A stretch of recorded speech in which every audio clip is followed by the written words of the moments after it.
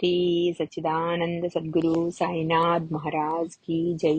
సద్గురు శ్రీ సాయినాథ్ శరత్ బాబూజీ की जय। రమణ పెరియ పురాణము విశ్వనాథ స్వామి. భగవాన్ తల్లి అళగమ్మాళ్ గారి సోదరుడు దిండిగల్లులో ఉండేవారు. ఆయన భార్య ఒక కుమారుని ప్రసవించి చనిపోయింది. భగవాన్ తల్లిదండ్రులు ఆ బాలుని తమ ఇంటికి తీసుకుని వచ్చి ప్రేమగా శ్రద్ధగా పెంచేవారు. భగవాన్ పుట్టబోయే ముందు అమ్మ అళగమ్మాళ్, ఈసారి అమ్మాయి పుడితే నా మేనల్లుడికి భార్య అవుతుంది, అమ్మాయి పుట్టాలని ఆమె కోరుకున్నారు. ఆ రాత్రి తిరుచుడిలో భగవాన్ పుట్టగానే గుడ్డిదైన మంత్రసాని అంటే నర్సు, అళగు, అబ్బాయి పుట్టాడు, సంతోషించు, నేనొక గొప్ప వెలుగును చూశాను, అళగు సంతోషించు అన్నారు. బాలిక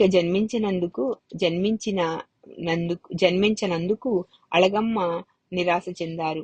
ఆ నిరాశలో ఆ గ్రుడ్డి నర్సు చూసిన గొప్ప వెలుగును గురించి వినిపించుకోలేదు. పెద్దవాడైన పిమ్మట రామస్వామి చక్కటి న్యాయవర్తన గల వకీలయ్యారు. ఆయన చాలా క్రమశిక్షణ కలిగిన వ్యక్తి. సంఘ సేవ ఎక్కువగా చేయుట వలన ఆయనను అందరూ ఎక్కువగా గౌరవించేవారు. ఆయన పుత్రులలో ఒకరే విశ్వనాథన్. తన సోదరుల వలనే విశ్వనాథన్ కూడా పదునైన మేధస్సు గలవారు. తన సోదరులతో పాటు ఆయన కూడా భారత స్వాతంత్ర్య ఉద్యమంలో ఉత్సాహంగా పాలుపంచుకున్నారు. 1921లో ఇంకా కాలేజీలో చదువుతూ ఉండగానే బ్రిటిష్ ప్రభుత్వాన్ని ఎదిరించినందుకు గాను అరెస్టు గావించబడ్డారు, అంటే జైలులో పెట్టబడ్డారు. విశ్వవిద్యాలయ పరీక్షలు జరుగుతున్నందున ఆయన తండ్రి గారు ఆయనను బెయిల్ మీద, అంటే పూచీకత్తు అంటే లేదా హామీ మీద విడుదల చేయించారు. కానీ తన స్వగ్రామమైన దిండిగల్కు వెళ్లకుండా తిరువణమలైలో దిగి అప్పుడు రమణ మహర్షిగా పిలువబడుతున్న తన మామయ్య వెంకట్రామన్ను కలవటానికి వెళ్లారు విశ్వనాథ స్వామి. భగవాన్ తోటి తన ప్రథమ కలయికను గురించి, ఆయన అనుగ్రహ వీక్షణను గురించి ఇలా వర్ణిస్తారాయన. భగవాన్ స్కందాశ్రమం ముందు ఉన్న ఖాళీ స్థలంలో నుంచుని ఉన్నారు. నేను మొదట ఆయనపై దృష్టి నిలపగానే ఆయనలో ఏదో సమ్మోహనాశక్తి ఉన్నట్లు చూశాను. అదే ఆయనను నేను చూసిన ఇతరులందరికంటే ప్రత్యేకంగా ఉండేటట్లు చేసింది. ఆయన భౌతిక శరీరం నుండి విడిగా దానితో సంబంధం లేనట్లుగా ఉన్నారు. ఆయన చూపులోనూ చిరునవ్వులో కూడా ఒక విశిష్టమైన ఆధ్యాత్మిక సౌందర్యం ఉంది. ఆయన మాట్లాడుతున్నప్పుడు ఆయన మాటలు ఎక్కడో లోతు నుండి వస్తున్నట్లు అనిపించింది.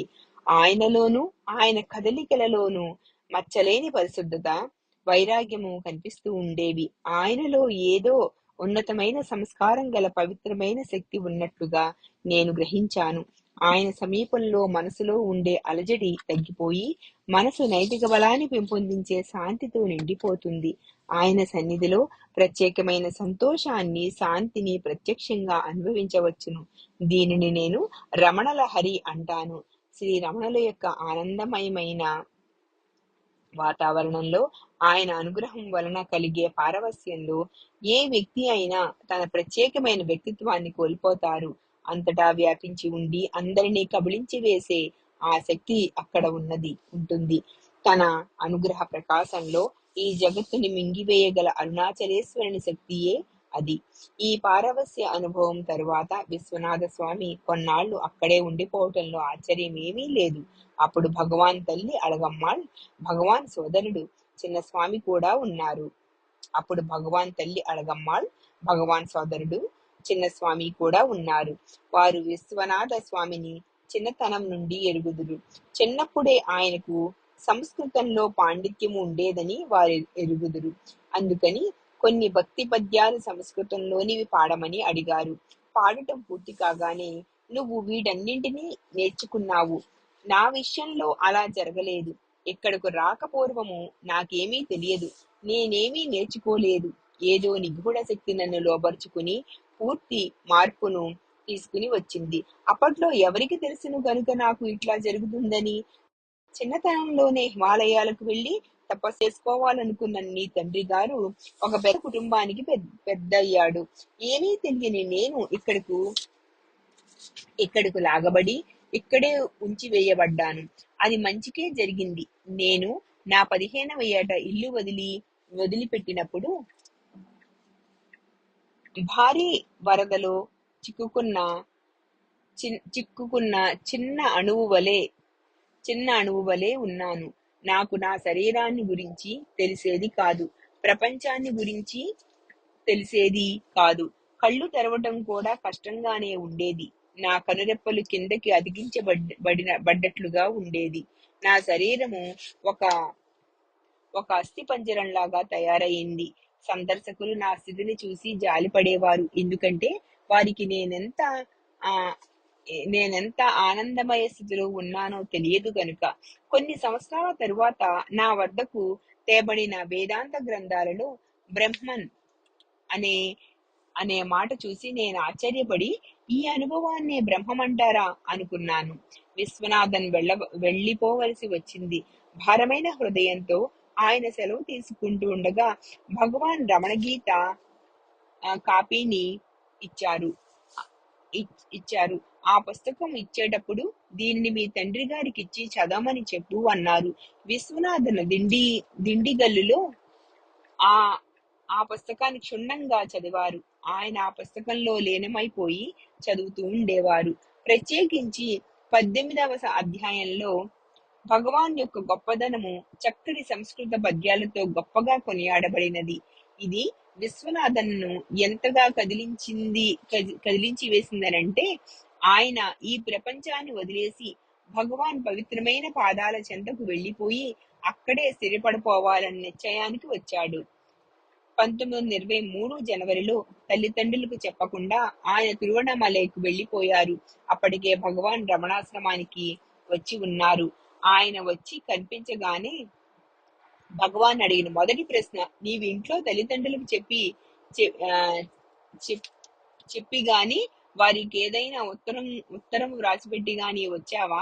విశ్వనాథన్ తల వంచుకున్నారు. నేను ఇల్లు వదిలి వచ్చేటప్పుడు నేను ఆ పని చేశాను. నువ్వెందుకు చేయలేదు? ఇప్పుడు మీ తల్లిదండ్రులకు నువ్వు క్షేమంగా ఉన్నట్లుగా జాబు వ్రాయమన్నారు భగవాన్. భగవాన్ అప్పుడు ఉండటానికి అనుమతిచ్చారు. భగవాన్ యొక్క శక్తి, భగవాన్ సన్నిధి చాలా బలీయమైనవని అక్కడ ఉండగా తను లాంఛనంగా సాధన ఏమీ చేయనవసరం లేదని విశ్వనాథన్ కనుగొన్నారు.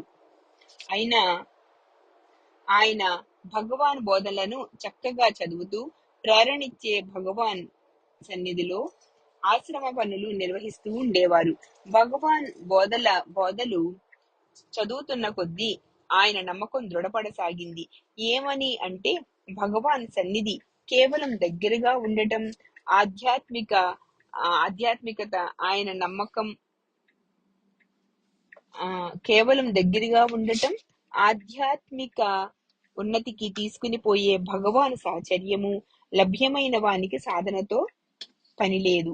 అవే చాలు గమ్యానికి చేర్చడానికి.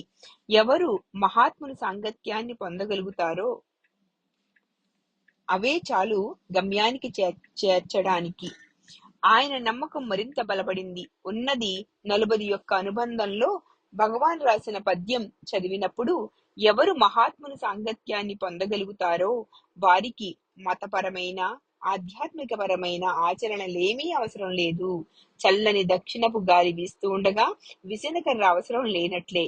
కొన్ని రోజులైన తరువాత భగవాన్, నువ్వు ఏ విధమైన ఆధ్యాత్మిక సాధనను చేపడతావు అని అడిగారు. తాను చిన్నప్పటి నుండి గాయత్రి మంత్రాన్ని జపించడానికి ఇష్టపడతానని చెప్పారు. భగవాన్ ఇలా బదులిచ్చారు, చాలా బాగుంది, కానీ నువ్వు నిజాయితీగా ప్రతిరోజు ఒక ప్రత్యేక సమయంలో పూర్తిగా దానిలో లీనమైపోయి జపం చెయ్యాలి. భగవాన్ అప్పుడు విశ్వనాథన్ను కొండపైనున్న చిన్న గుహకు తీసుకుని వెళ్లారు. అక్కడ కూర్చుంటే ఎండ తీవ్రత యొక్క బాధ లేకుండా అరుణాచలుడిని తూర్పు, పడమర దిశల నుండి చూడవచ్చును. జపం చేయడానికి ప్రత్యేకమైన వేళ ఉంటుంది. నేను వచ్చి నీ సాధనను పరిశీలిస్తూ ఉంటాను. కాబట్టి చాలా క్రమశిక్షణతో సాధన చెయ్యి అన్నారు. విశ్వనాథన్ నన్ను ఆ గుహ వద్దకు తీసుకుని వెళ్లి చూపించారు. భగవాన్ నిజంగానే పరిశీలించడానికి వచ్చేవారు. అవి వట్టి మాటలు కావు అని చెప్పగా నేను పొంగిపోయాను. ఆయన ఎంతగా జపంలో నిమగ్నమైపోయి ఉండేవారనంటే, విశ్వనాథన్ తన విధిని సంపూర్తి చేయగల శక్తి సామర్థ్యాలు కలిగి ఉన్నారో లేదో పరిశీలించడానికి భగవాన్ ఎన్నోసార్లు అచ్చటికి వెళ్ళినప్పటికీ విశ్వనాథన్కు ఆ విషయం తెలిసేదే కాదు. విశ్వనాథన్ 1923 నుండి 1927 వరకు భగవాన్తో ఉండి కఠినతరమైన అభ్యాసాన్ని చేశారు. అది ప్రకాశానికి, ప్రయత్నానికి చెందిన కాలము. గురువుగారు తన అనుగ్రహాన్ని కురిపించడం, శిష్యుడు నిజాయితీగా ప్రయత్నించడం, తను ఎంతవరకు పురోభివృద్ధి చెందాడో విశ్వనాథన్కు గట్టిగా తెలియదు. అందుకని ఆయన భగవానుడు ఎలా అడిగారు, భగవాన్, నేను నాలో ప్రస్తుతము ఉన్న జంతు ప్రవృత్తుల్ని ఎలా అధిగమించగలను? నా స్వంత ప్రయత్నాలన్నీ వ్యర్థమైనాయి. ఏదో ఒక మహత్తర శక్తి మాత్రమే నన్ను మార్చగలదని నాకు నమ్మకం ఏర్పడింది. భగవాన్ ఎంతో కరుణతో బదులిచ్చారు. అవును, నువ్వనేది నిజమే. ఇంద్రియాల కంటే ఉన్నతమైన బలమైన శక్తిని జాగృతం చెయ్యటం ద్వారానే వీటిని అణచగలము. నువ్వు గనక ఆ ఉన్నత శక్తిని జాగృతం చేసి బలోపేతం చేసినట్లయితే మిగిలినది ప్రతి ఒక్కటి దానికదే వెల్లడి అవుతుంది. ధ్యానాన్ని మధ్యలో ఖాళీ లేకుండా నిరంతరం కొనసాగించాలి. ఆహార నియమాలు, ఇతర నియమాలు నిజాయితీగా, శ్రద్ధగా పాటించడం వల్ల అంతరంగిక శాంతిని నిలుపుకోవటానికి వీలవుతుంది. భగవాన్ అన్నారు, విశ్వనాథన్, ఇక్కడకు వచ్చే జనులతో కలవవద్దు. సంఘంలో అనుబంధాలు పెంచుకోవటానికి, మనుషులతో మాట్లాడడానికి, మనుషులతో స్నేహ సంబంధాలు పెంచుకోవటానికి కాలం వృధా చెయ్యవద్దు. వీలున్నంత తక్కువ మాట్లాడు. విశ్వనాథ స్వామి శ్రద్ధగా భగవాన్ మాటలను పాటించారు. ఎప్పుడైనా ఆయన మాట్లాడినా గొంతు పైకి వినబడేది కాదు. కేవలం ఊరిలోనికి పోయి బిచ్చమెత్తుకోవటానికి మాత్రమే బయటకు కదిలేవారు. తరువాత కొందరు పాత భక్తులు నాకు చెప్పారు, ఆయన చాలా మృదువుగా సంభాషించేవారని, తక్కువగా బయటకు వచ్చేవారని. విశ్వనాథ స్వామి జీవితంలోని ఈ ఘట్టానికి చెందిన చాలా ఆసక్తికరమైన సంఘటన ఒకదానిని మనం చూద్దాం ఇప్పుడు. విశ్వనాథ స్వామి వచ్చిన 4 నెలలకు వారి తండ్రి గారు అతడికి వస్తున్నారని దిండిగల్ నుండి జాబు వచ్చింది. విశ్వనాథ స్వామి ఆ ఉత్తరాన్ని భగవాన్కు చూపగా ఆయన పూర్తి కరుణతో ఇలా అన్నారు, విశ్వనాథ, మీ కుటుంబం కూడా వస్తుంది. రైల్వే స్టేషన్ కి వెళ్లి వాళ్ళని కలుసుకో. కానీ నేను లేకుండా మీ తండ్రి గారితో మాట్లాడవద్దు. స్టేషన్లో వారిని కలుసుకుని టౌన్ లో వాళ్ళు ఉండడానికి ఏర్పాటు చేసుకున్న బస వద్ద వారిని దింపి నీ గుహకు నీవు వెళ్లిపోయి నీ జపం చేసుకుంటూ ఉండు. నేను నీకు కబురు పెడతాను. అప్పుడు కూడా మీ తండ్రి గారితో మాట్లాడవద్దు. వచ్చి ప్రణామం చెయ్యి, నాకు కాదు మీ తండ్రి గారికి.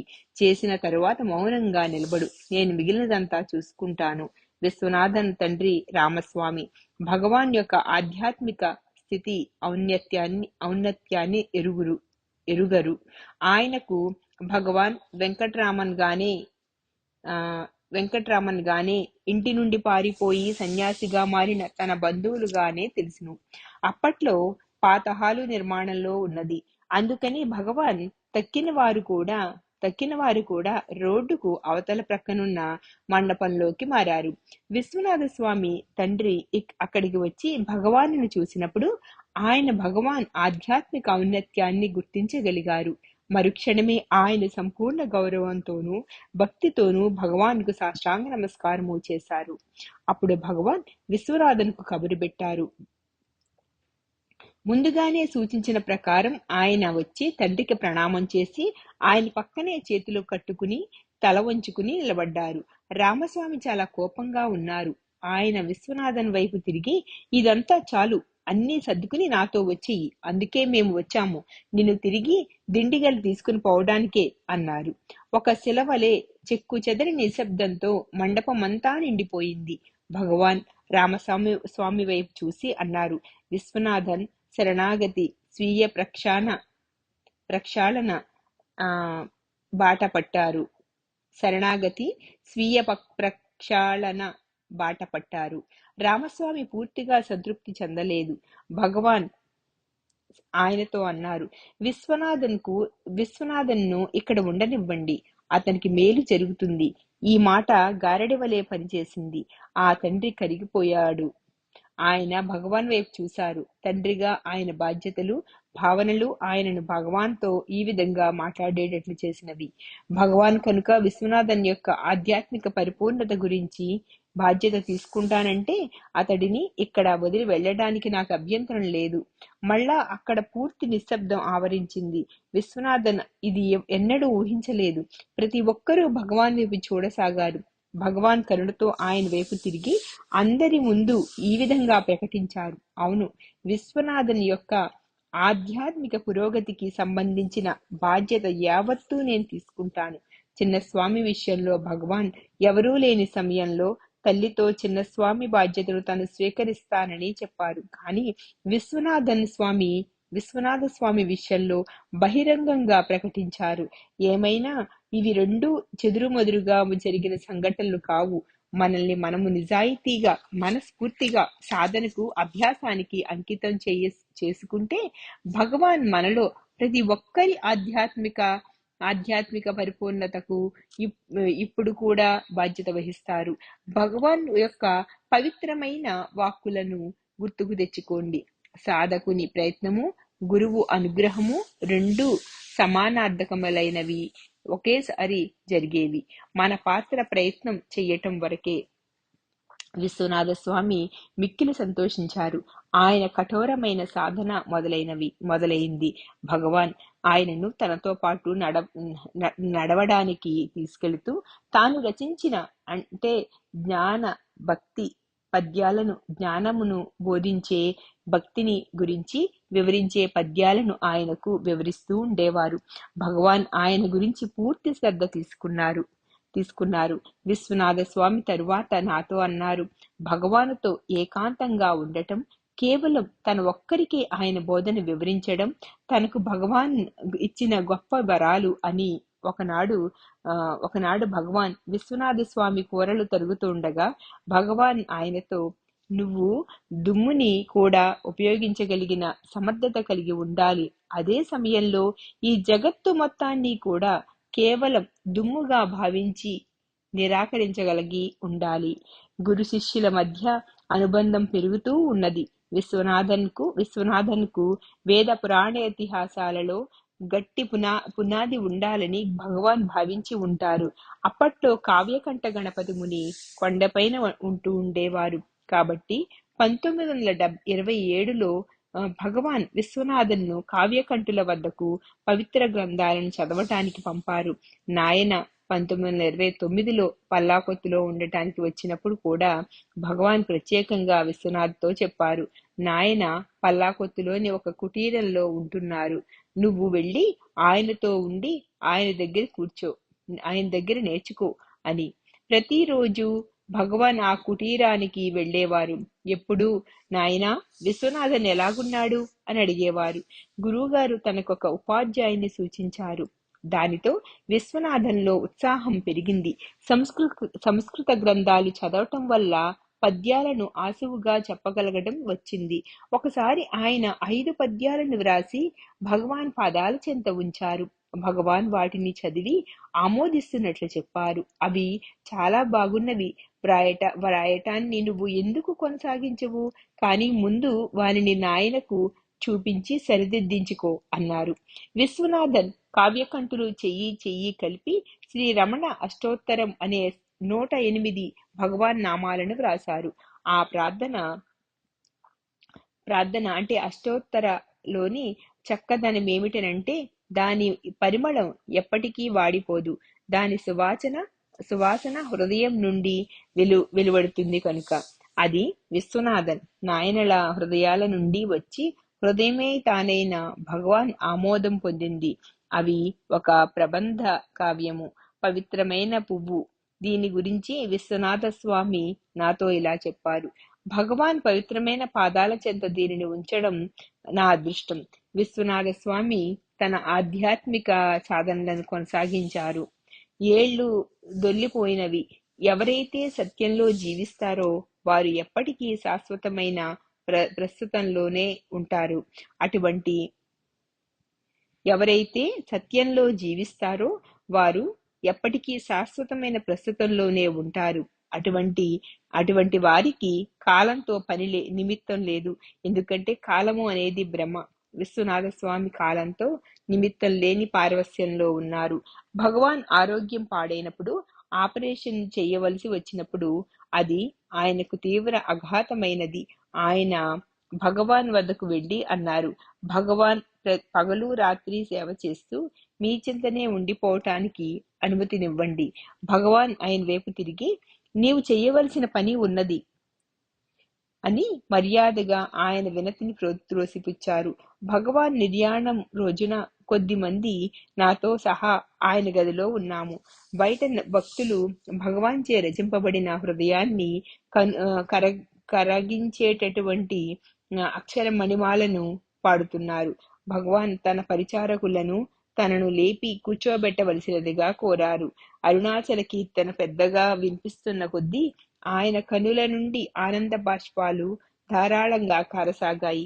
విశ్వనాథ స్వామి అక్కడ బహిర్గతమవుతున్న వెళ్లి విరుస్తున్న ఈ మహోన్నత ఆధ్యాత్మిక వైభవాన్ని చూస్తున్నారు. ఉన్నట్లుండి భగవాన్ దృష్టి తనపై నిలవటాన్ని గమనించారు. అంటే భగవాన్ ఆయన అనుగ్రహాన్ని తన హృదయంలోనికి నింపుతున్న అనుభూతి కలిగి పారవస్యంలో మునిగిపోయారు. ఆయన తన లోపల ఒక మెరుపు మెరిసినట్లు చూశారు. తన హృదయపు కవాటము తెరుచుకున్నట్లు అనిపించింది. భగవాన్ ఆయన అనుగ్రహాన్ని తన హృదయంలోనికి నింపుతున్న అనుభూతి కలిగి పారవస్యంలో మునిగిపోయారు. మరుక్షణమే భగవాన్ చిరునవ్వు నవ్వి విశ్వనాథ స్వామి అనుభవించింది నిజమైన స్థితియేనని ధృవపరుస్తున్నట్టుగా చిన్నగా తల ఊపడం చూశారాయన.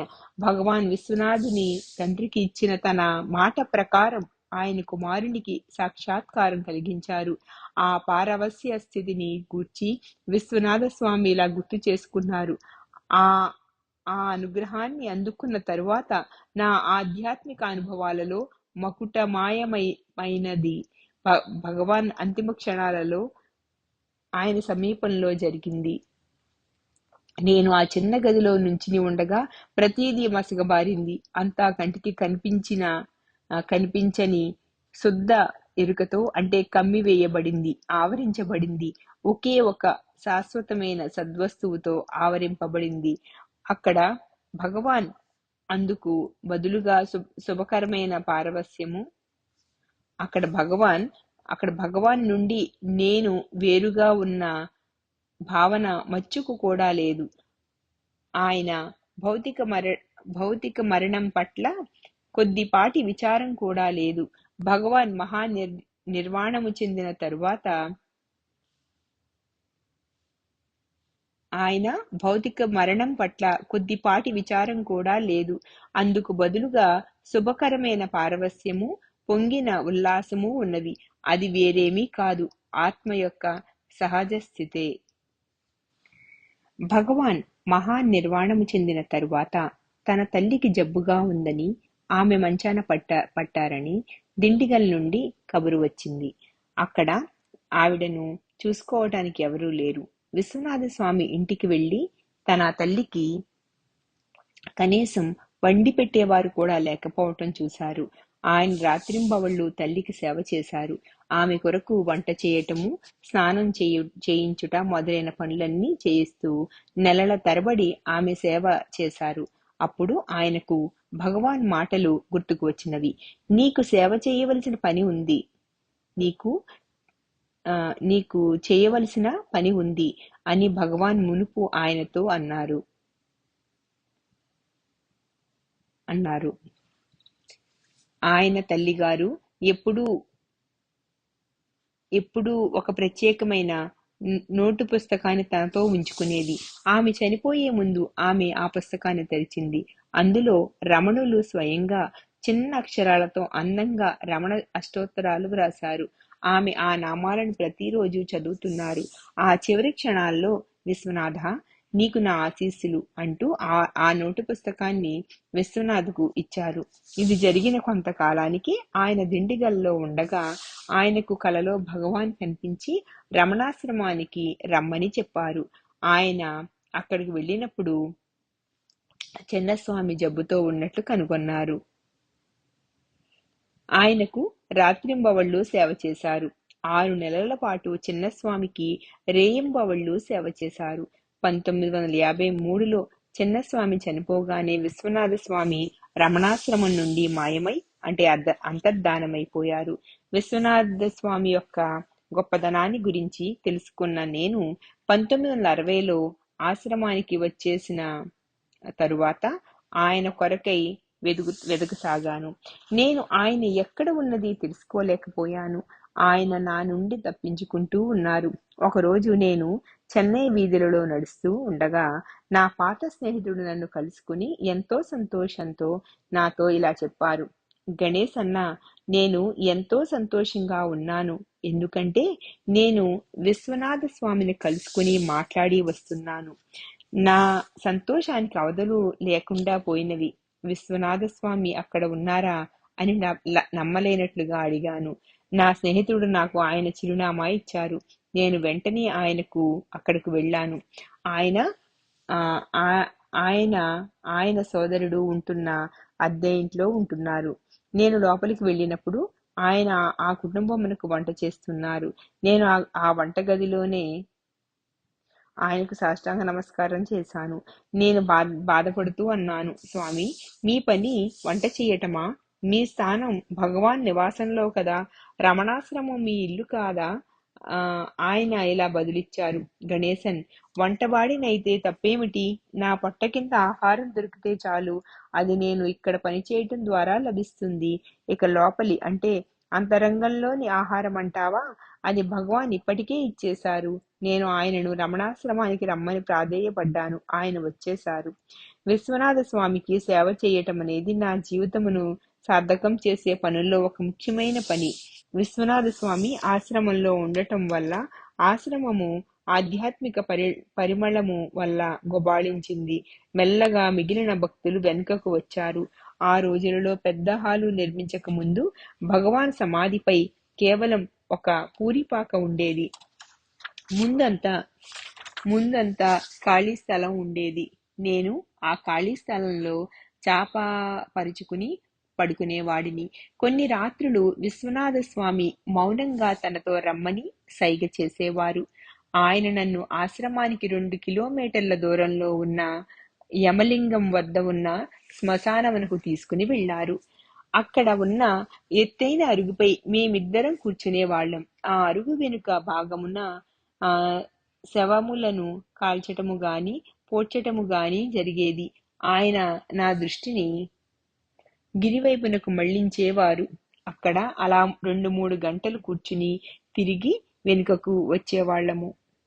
అలా కొన్నిసార్లు జరిగింది. తరువాత ఎప్పటికో నాకు ఆ మహనీయుని ఉద్దేశము అర్థమైంది. ఆ యమలింగమునకు పక్కనే ప్రస్తుతము నేను ఉంటున్న ఇల్లు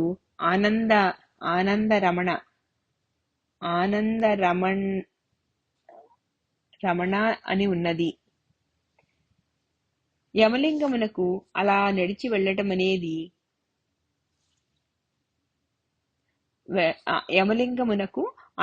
ఇలా నడిచి వెళ్ళటం అనేది నేను 1970 శతాబ్దంలో జరిగింది. 1986లో ఆ ఇల్లు నాకు ఇవ్వబడింది.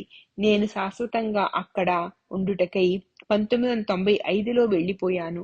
భగవాన్ విశ్వనాథ స్వామి గురించి ఎంత శ్రద్ధ తీసుకున్నారో అలాగే విశ్వనాథ స్వామి నా గురించి, నా ఆధ్యాత్మిక సాధన గురించి శ్రద్ధ తీసుకునేవారు.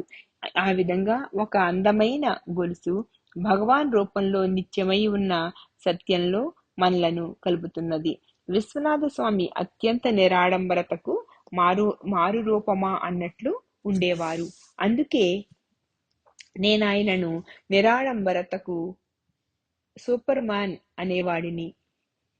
నా చిన్నప్పుడు చాలా మంది సందర్శకులు మానసిక భావోద్వేగం వల్ల మానసికంగా తిన్నవారో మతి స్థిమితం లేనివారో వస్తూ ఉండేవారు.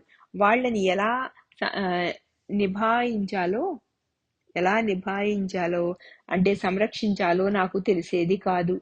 నేను అప్పుడే బైబిలును చదివాను. దాని గురించి ఒక మిత్రుడితో చర్చిస్తున్నాను. అందులో మోజెస్ కథ నాకు నచ్చలేదు. అందులో ఆయన తన దండంతో అంటే కర్రతో ఒక రాతిని స్పృశిస్తే ఆ రాతి మధ్య నుండి నీరు బయటికి వచ్చినట్లు వ్రాసారు. నేను ఇలా అన్నాను, కనీసం వాళ్ళు మోజెస్ భూమిని స్పృశించారు, అప్పుడు నీరు బయటికి వచ్చింది అని వ్రాసి ఉంటే బాగుండేది. రాతిలో నుండి నీరెలా బయటికి వస్తుంది? ఆ అలా అంటున్నానో లేదో ఒక చెయ్యి వచ్చి నా చేతిని పట్టుకుంది. అది విశ్వనాథ స్వామి. ఆయన నన్ను తిన్నగా స్కందాశ్రమానికి తీసుకుని వెళ్ళి నా చేతిని 2 రాళ్ల మధ్య పెట్టి అక్కడ సహజంగా ఊరుతున్న నీటి ధారను చూపించారు. భగవాన్ నన్ను ఇక్కడికి తీసుకుని వచ్చారు. నా చేతిని ఈ రాళ్ల కింద పెట్టి ఈ నీటిని నాకు చూపించారు. భగవాన్ ఈ రాతిని అంటుకున్నారు. అప్పటి నుండి ఈ నీరు నిరంతరము వస్తూ ఉంటుంది. ఆయన గంభీరంగా, ఎప్పుడూ మహాత్ముని మాటలను చేతలను అనుమానించరాదు. భగవదనుగ్రహం వల్ల మోజెస్కు ఆ రాతి నుండి నీటిని రప్పించగల శక్తి వచ్చి ఉండవచ్చును అనే విషయాన్ని నువ్వెలా సందేహిస్తావు? గణేశన్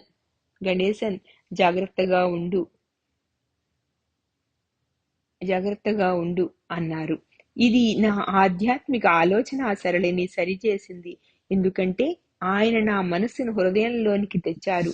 మనస్సుతోనే తెలివితేటలతోనూ ఆలోచిస్తే ఇప్పటికీ నా సందేహం రావచ్చును. ఇప్పటికీ కూడా మీరు స్కందాశ్రమానికి వెళ్తే అక్కడ ఒక రాతి కింద నుండి నీటి ఊట రావటాన్ని మీరు చెయ్యి ఆ రాతి కింద పెట్టి స్పృశించి తెలుసుకోవచ్చును. ఆ నీరు ఇసుక నుండి కాక రాతి కింద నుండే వస్తుంది. ఆ రాతి కింద ఇంకొక చదును రాయి ఉంటుంది. ఆర్థర్ ఆస్బర్న్ మౌంటైన్ పాత్ అంటే గిరి మార్గము అనే ఆశ్రమ పత్రికను ఒంటి చేతి మీదుగా అంటే ఒంటరిగా 6 ఏళ్ల పాటు నిర్వహించారు. నేను సంపాదకునిగా ఉండేవాడిని. 1970లో ఆయన అకస్మాత్తుగా చనిపోయారు. నాకు ఏం చేయాలో పాలుపోలేదు. ఆస్బార్న్ గారి శ్రీమతి గణేశన్, దిగులు చెందకు, నేను దానిని నిర్వహిస్తాను అన్నారు. 2 ఏళ్ల పాటు ఆమె ఆ బాధ్యతను భుజాన వేసుకున్నారు. కానీ అనారోగ్యం చేత, ఇతర సమస్యల చేత ఆమె పత్రిక బాధ్యతను నిర్వహించడానికి సమర్థులైన ఎవరినైనా చూడమని చెప్పారు. ఆమె కట్టలు సరిచేయవలసిన వ్యాసములు తెచ్చి నా టేబుల్ మీద పెట్టారు. నేను పూర్తిగా కలవరపడిపోయాను. మర్నాడు విశ్వనాథ స్వామి నా ఆఫీసుకు వచ్చిన నాకు సైగ చేశారు. ఆయన చాలా తక్కువగా మాట్లాడేవారు.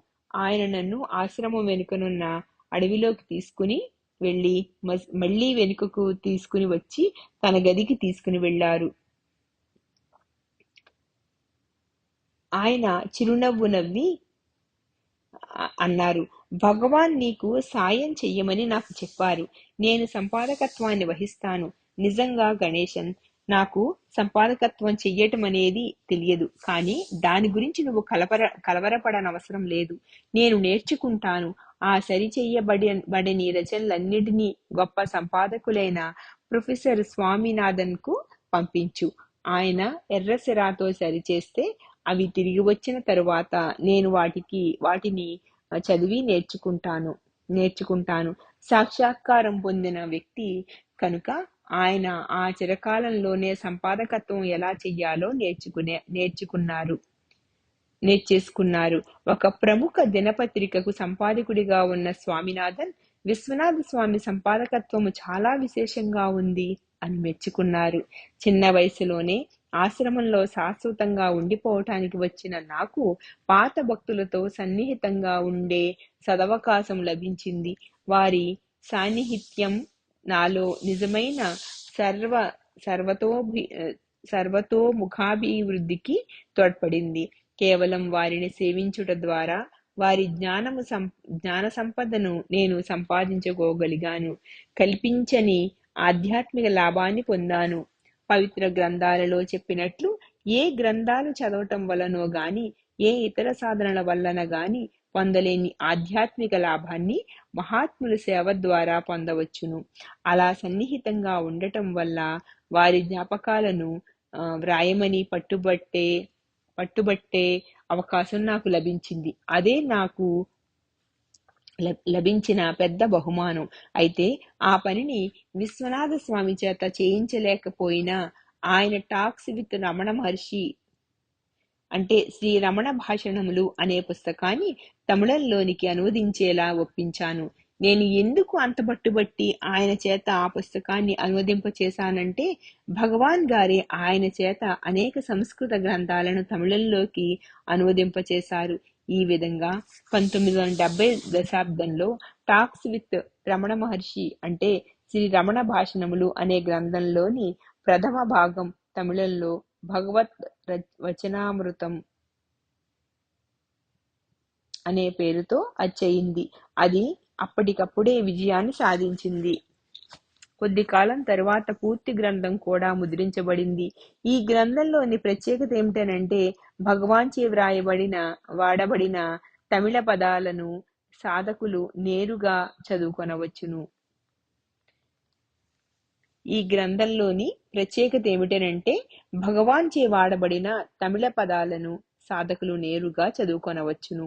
1979లో విశ్వనాథ స్వామి నేను కలిసి పథకం వేసుకున్నాము. ఏమని అనంటే, 1980లో వచ్చే భగవాన్ యొక్క జయంతి శతాబ్ది ఉత్సవాలను పురస్కరించుకుని నేరుగా భగవాన్ చేసిన బోధలను ప్రత్యేకించి పుస్తకాలుగా తీసుకుని రావటానికి మేమిద్దరం కలిసి పనిచేయవలసిన అవసరం ఉన్నదని.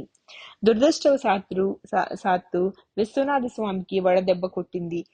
ఆయన నా ఆఫీసుకు వచ్చి నాకు ఒంట్లో బాగాలేదు, నా గదికి రమ్మన్నారు. నేను ఆయన గదికి వెళ్ళాను. అక్కడ ఆయన వైఖరి భయపడేటంత అసాధారణంగా ఉంది. ఆయన ఒక కీ ఇస్తే ఆడే బొమ్మ వలె విరామం లేకుండా నుంచోవటం, కూర్చోవటం అంటే అసహజంగా చేస్తున్నారు. నేను బాగా కలవరపడ్డాను. అయోమయం అయిపోయాను. ఏం చెయ్యాలో తెలియలేదు. నా శరీరాన్ని గురించి పట్టించుకోవద్దు, నేను అంతరంగంలో చాలా ఆనంద స్థితిలో ఉన్నాను అని ఆయన నన్ను ఊరడించారు. మా సోదరునికి టెలిగ్రామ్ ఇవ్వు, నేను నీ చేత ఎక్కువ కాలం సేవ చేయించుకుని నిన్ను బాధ పెట్టను. నేటికి 2వ రోజునే నేను నా శరీరాన్ని వదిలేస్తాను. నన్ను వీలైనంత సామాన్యంగా నిరాడంబరంగా పాతిపెట్టు, పూడ్చివెయ్యి. నాకే విధమైన ఆచారాలు ఆర్భాటాలు అవసరమే లేదు. కానీ సాయంత్రం 4 గంటలకు ఇక్కడికి వచ్చేయి. నీకు నేను ఒక సందేశాన్ని ఇస్తాను. నేను చెప్పిన సమయానికే అక్కడికి వెళ్ళాను. చూడడానికి వ్యాకులత పడుతూ కూర్చోలేక నించోలేక సతమతమవుతున్న ఆయన మరలా నాతో ఇలా అన్నారు, మీరు ఈ శరీరం గురించి ఏమాత్రం పట్టించుకొనవద్దు, నేను చెప్పేది వినండి. ఈ క్రింద ఇవ్వబడినది విశ్వనాథ స్వామి సందేశము. ఇది ఆనాటి నుండి కూడా నాకు ఎంతో శక్తివంతంగా పథ నిర్దేశం చేస్తున్నది. ఈ శరీరము అనారోగ్యమునకు గురైనది.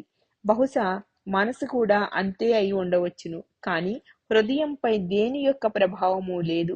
హృదయమునకు మార్పే లేదు. ఆ హృదయమే నా ద్వారా మాట్లాడుతున్నది. అంటే నా లోపలి నుండి. ఈ సృష్టి అంతా చిందరవందరగాను సంక్షోభంతోనూ దుఃఖంతోనూ ఉన్నప్పటికీ అది అంతా మనస్సు యొక్క పరిధికి మాత్రమే చెందుతుంది. అజ్ఞానంతో నిండిన మనస్సు అనుభవించేవాడును అనుభవించబడునది గాను అంటే లేదా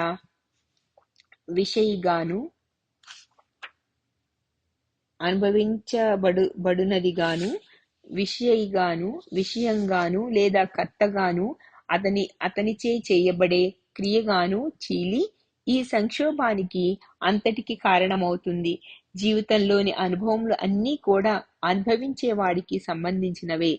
తీరా ఆ అనుభవించేవాడేమో అంటే ఆ అహంకారము లేదా వ్యక్తిత్వము తనకంటూ నిజమైన ఒక ఉనికే లేని ఛాయ అంటే నీడ వంటి వాడు. ప్రతి వ్యక్తిలోనూ ఉన్న ఒకే ఒక సత్యము ఏమిటనంటే ఆ సర్వోత్కృష్టమైన స్వచ్ఛమైన ఉనికి. అదే స్వచ్ఛమైన స్థితిలో ఉండే నేను లేదా అహం. సంపూర్ణమైన ఎరుక లేదా చైతన్యము. అది కర్తగాను చూడబడే వస్తువుగాను విభజించబడదు. అదొక్కటే నిత్యము నిత్యమైన ఉనికి కలిగినది.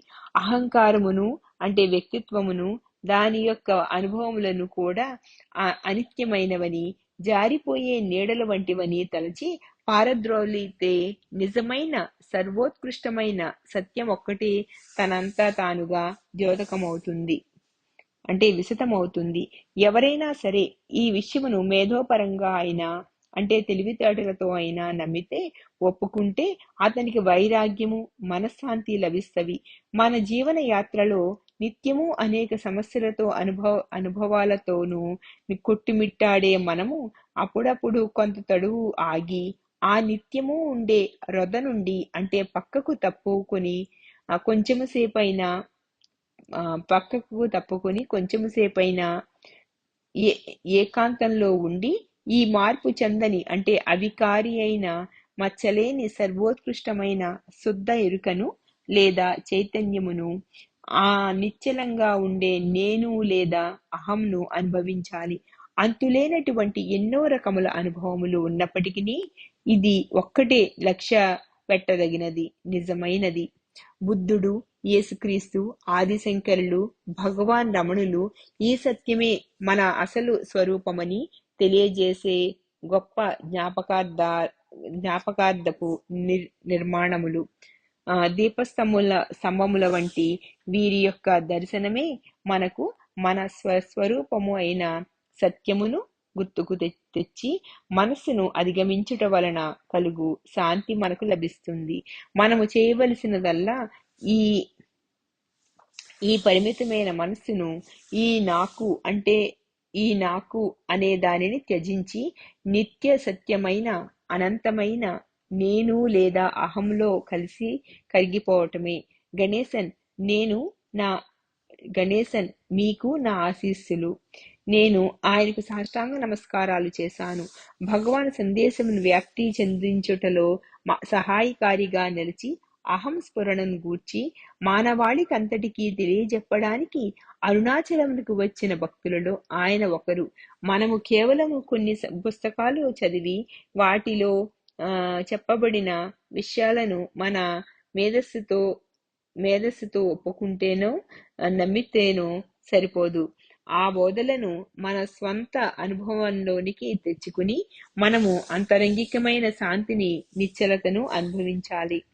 ఆయన వ్రాసిన శ్రీ రమణ అష్టోత్తరము శ్రీ భగవానుని స్తుతిస్తూ వ్రాయబడినది.